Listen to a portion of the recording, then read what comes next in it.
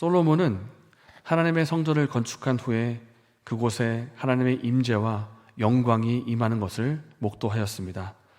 그리고 하나님께서 언약을 이루시고 신실하게 지키신 것에 대해서 감사와 찬양의 고백을 하나님께 드립니다. 그리고 솔로몬은 하나님을 향해서 간구의 기도를 드리는데, 이 간구는 개인적인 소원을 드리는 것이 아니라 하나님의 백성 이스라엘을 대표하여서 간구의 소원을 드렸고, 근원적인 간구를 포함해서 총 8개 혹은 9개가 되는 간구의 소원을 드렸습니다. 어제 한 가지의 간구가 있었고, 오늘은 총 2번째부터 5번째까지 4개의 간구가 등장을 하는데, 3가지 간구를 중심으로 살펴보고 교훈을 받기를 원합니다. 먼저 살펴볼 것은 33절 말씀에 적에게 패배했을 때의 간구입니다.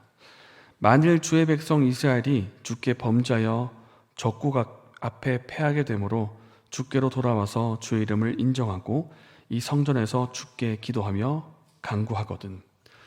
당시 고대 사회에서 전쟁이 많이 있었고, 이때 치러진 전쟁은 단순히 국가 간의 전쟁이 아니라 자신이 믿고 있는 신의 이름으로 싸우는 전쟁이었습니다.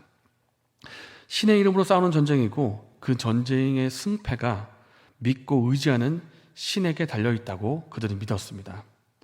이러한 배경에서 이스라엘 백성이 전쟁에서 패했다, 이것은 그 원인을 하나님과의 관계에서 온 것으로 보고 자신의 죄악과 불순종을 돌아보고 회개하는 기회로 삼았습니다. 요약하면 전쟁에서 패했다는 그 이유를 자신들이 하나님 앞에서 범죄한 죄와 불순종 때문으로 보고 다시 하나님을 인정하고 회개하는 기회로 삼았던 것입니다. 이것이 첫 번째 간구입니다. 우리가 패배해서 주께로 돌이키면 용서해 주십시오 입니다.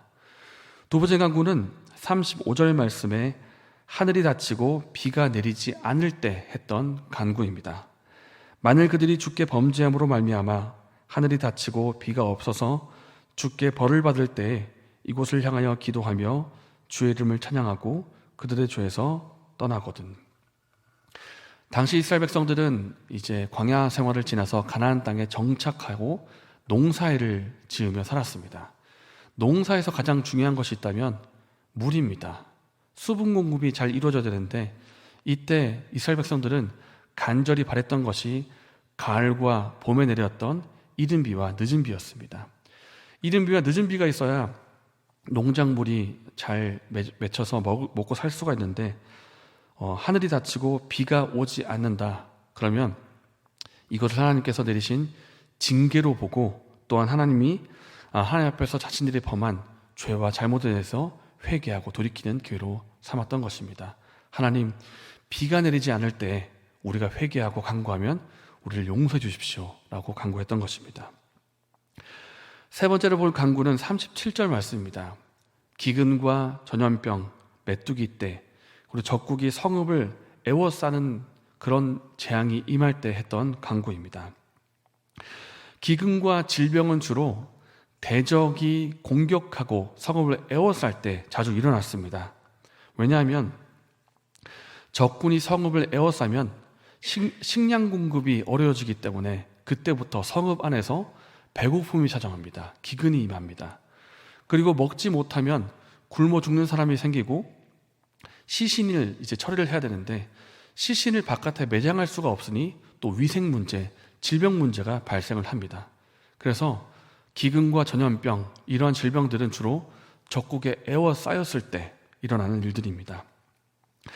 이스라엘 백성들은 이렇게 적군에 의해서 에워싸이고 계속해서 기근과 질병이 임하는 이것을 또 하나님께서 허락하신 재앙으로 보고 돌이켜 회개할 내용을 살펴보고 또 기도를 했던 것입니다. 하나님, 우리가 적군에 에워싸여 있을 때, 우리에게 기근과 질병이 임했을 때 우리를 돌아보시고 우리의 간구를 들으시며 용서해 주십시오 라는 기도를 드린 것입니다. 이렇게 3가지 상황에 나타난 간구를 보았습니다.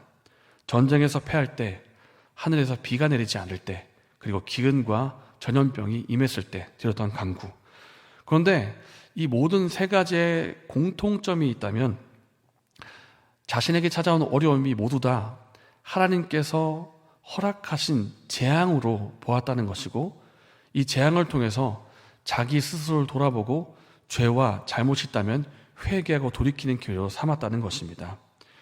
이러한 회개와 긍휼을 구하는 이 간구가 솔로몬이 처음에 드렸던 하나님 성전을 짓게 하시고 이곳에 임재하시니 감사합니다라는 감사의 고백 이후에 곧바로 연결되는 모든 간구가 다 회개와 긍휼의 간구였습니다. 솔로몬이 하나님께 드린 간구의 주된 내용이 회개와 용서에 대한 간구였고, 그만큼 자신이 이스라엘 백성들이 죄성과 연약함이 있는 존재들이고 하나님의 용서와 긍휼이 없이는 살 수 없는 존재라는 것을 인정하고 고백하는 그런 간구의 내용이었습니다. 오늘 우리가 살아가면서 큰 그리고 작은 어려움을 만날 수가 있습니다. 재정적인 어려움, 관계적인 어려움, 또 몸과 마음의 고통이나 질병과 같은 그런 어려움이 우리의 삶에 임할 수가 있습니다. 이러한 어려움에 대해서 그 모든 원인을 한 가지로 콕 집어서 말할 수가 없고, 특별히 다른 사람에 대해서 쉽게 판단하고 정죄하면 안 되는 부분이지만 나 자신에 대하여는 한번 돌아볼 필요가 있습니다. 하나님, 저에게 이런 어려움을 허락해 주셨는데 이 부분에 대해서 저에게 하실 말씀이 있으십니까? 저에게 해 주시려는 어떤 메시지가 있습니까? 이렇게 기도하는 가운데 알려주시는 잘못과 죄가 있다면 돌이켜 회개하는 것이 우리에게 필요합니다. 하나님이 우리를 징계하고 우리에게 징계를 허락하실 때 그 본심은 우리를 싫어하거나 미워해서가 아닙니다. 내가 평소에 너 마음에 안 들었는데 이번에 한번 골탕 좀 먹어봐라. 네가 고통하는 모습을 보니까 참 꼴 좋구나. 이런 의도가 전혀 아니라는 것입니다. 오히려 하나님께서 우리를 사랑하시기 때문에 잠깐의 어려움을 허락하시는 것입니다. 사랑하는 자녀가 잘못되고 어긋난 길로 가면 그곳에서 돌이켜 생명의 길로 걷기를 원하시기 때문에 잠깐의 어려움을 허락하시는 것입니다. 주께서 그 사랑하신 자를 징계하시고 그가 받아들이신 아들마다 채찍질 하심이라 하였으니 징계는 다 받는 것이거늘 너에게 없으면 사생자여 친아들이 아니니라. 내가 알고 있는 죄와 잘못에 대해서 하나님이 혹 징계를 허락하실 때 그 본심은 사랑에 있다는 것을 우리가 기억하기를 원합니다. 우리를 생명의 길로 걷게 하기 원하시는 하나님의 뜻이 있음을 알고 하나님께로 돌이켜 더욱 하나님을 믿고 의지하는 저와 여러분 되시기를 바랍니다.